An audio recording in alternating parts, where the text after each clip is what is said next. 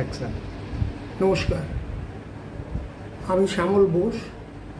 আমার পরিচালিত সিনেমা ভালোবাসা.com 2রা মে রিলিজ হওয়ার কথা ছিল, কিন্তু কাশ্মীরের পেহেলগাঁওতে যে ঘটনা ঘটে গেছে সেই ঘটনার প্রতিবাদে আমি আমার সিনেমার রিলিজটা কিছুদিন পিছিয়ে দিচ্ছি। কারণ এখন যে মানসিক অবস্থার মধ্যে আমি রয়েছি বা দেশের বহু মানুষ রয়েছেন, সেখানে সিনেমা রিলিজ করে আনন্দ করার মতন মানসিক ইচ্ছেটাই নেই।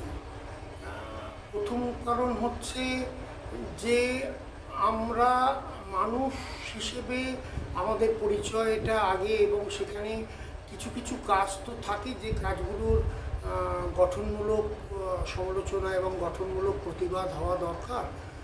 বিশেষ করে আমরা যারা হিন্দু,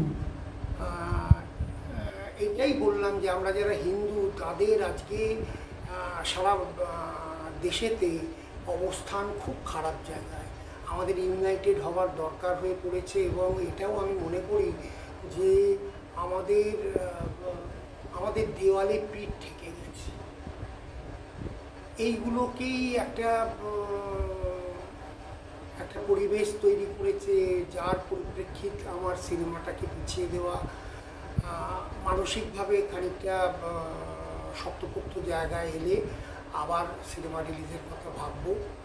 আর আরও যেটা বলার কথা, আমরা চাইবো বা আমি নিজেও চাইবো যে আপনারা সবাই ভালো থাকুন, আপনাদের সন্তান সন্ততিরা একটা সুন্দর ভারতবর্ষের শান্তিতে বাস করুন।